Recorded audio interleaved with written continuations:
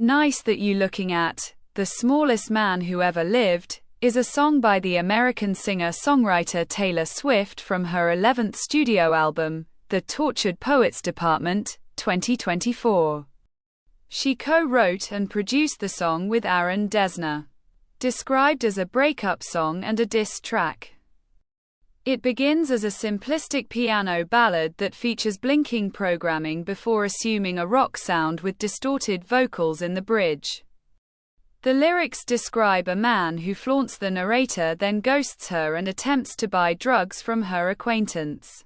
Music critics lauded The Smallest Man Who Ever Lived for its intense lyricism, several of whom picked the song as a highlight from the album and one of the best songs in Swift's discography.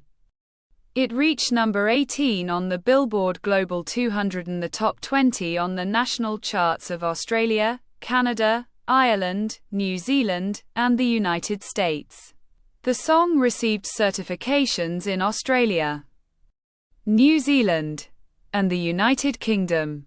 Swift included it in the revamped setlist for the 2024 shows of the Eras Tour, 2023-2024. Taylor Swift announced her 11th studio album, The Tortured Poets Department, at the 66th Annual Grammy Awards on February 4, 2024. 1.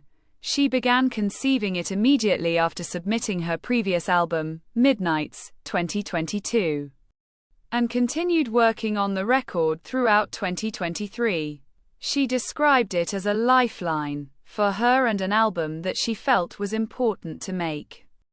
The Smallest Man Who Ever Lived is the 14th track on the Tortured Poets Department, which was released by Republic Records on April 19, 2024. Swift included The Smallest Man Who Ever Lived in the revamped setlist of her 6th concert tour, the Eras Tour, 2023-2024, starting with the May 2024 shows in Paris. During the performance, she donned a white military jacket and performed a synchronized march across the stage for the song's bridge, with her backup dancers as a drumline. Swift ended the performance by collapsing on the floor, along with the marching band. Swift wrote and produced The Smallest Man Who Ever Lived with Aaron Dessner, who recorded it in Biarritz, France, and played bass guitar, electric guitar, piano, and synthesizers. The track was additionally recorded by Bella Blasco at Long Pond Studio in the Hudson Valley, and by Bo Sorensen at Tiny Telephone Studio in Oakland, California, while Laura Sisk recorded Swift's vocals. It was mixed by Serban Gania at Mixstar Studios in Virginia Beach, Virginia, and mastered by Randy Merrill at Sterling Sound Studios in Edgewater, New Jersey. Bryce Bourdon worked as the mixing engineer. Rob Moose played violin and viola. James McAllister played drums, electric guitar, percussion, and synthesizers, and Jason Slaughter played percussion. The Smallest Man Who Ever Lived is 4 minutes and 5 seconds long. Built on a time signature of 7/4 in the verses and chorus before switching to a 4/4 time signature in the bridge. Music journalists identified it as a breakup song and a provocative diss track addressed to an unnamed ex-lover. The Smallest Man Who Ever Lived is divided into 2 distinct parts. The first part is an understated sentimental ballad built around piano and blinking programming. And the second part is a provocative one-chord bridge that features a rock-inspired clang. Swift audibly sighs several times during the song, sings in the bottom range of her alto in the verses, and her voice distorts upon entering the bridge. The lyrics describe a man in a Jehovah's Witness suit who shows the narrator off, then ghosts her and attempts to buy drugs from her distant friend. She bombards the subject with a series of questions in the bridge. Were you sent by someone who wanted me dead? Did you sleep with a gun underneath our bed? Were you writing a book? Were you a sleeper cell spy? In 50 years will all this be declassified and you'll confess why you did it. The bridge employs several references to espionage, ultimately concluding that it wasn't sexy once it wasn't forbidden. Several music journalists, along with some of Swift's fans, speculated that the song was written about the English singer-songwriter Matty Healy, with whom Swift had a publicized romantic relationship in 2023.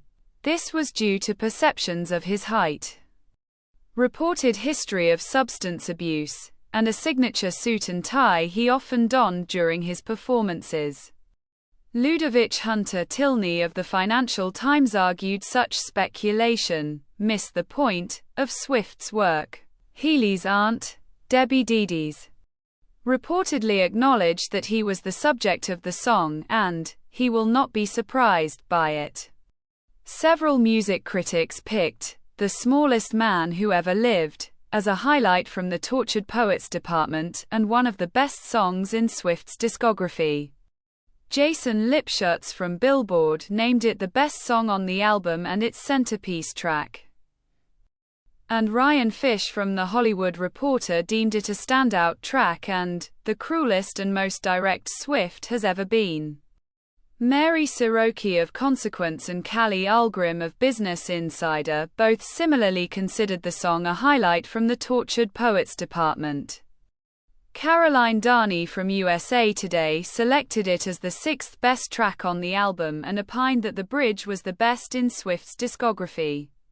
Nate Jones of Vulture considered it the 30th best song in her discography in 2024. He and Lindsay Zoladz of The New York Times both named it her best breakup song since All Too Well, 2012. Other critics highlighted the song's intense lyrics and delivery. Chris Willman of Variety placed "The Smallest Man Who Ever Lived" at number 25 in his 2024 ranking of the 75 best songs by Swift, considering it her most scarring song since Dear John, 2010, and praising its epic bridge. Rob Sheffield of Rolling Stone opined that the song could be retitled "The Angriest Song I'll Ever Write" for its heated interrogation-style questions and considered it a new perspective of her previous work. The Nation's Stephanie Burt similarly deemed it the harshest, most dismissive, most condemnatory song that Swift has ever written.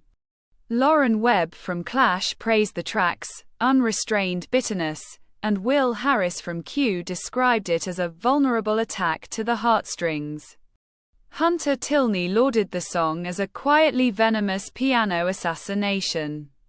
Alex Hopper of American Songwriter regarded the lyric, "'Cause it wasn't sexy once it wasn't forbidden," as a standout on the Tortured Poets department. This is the end of the video. Don't forget to subscribe. See you next time. Bye.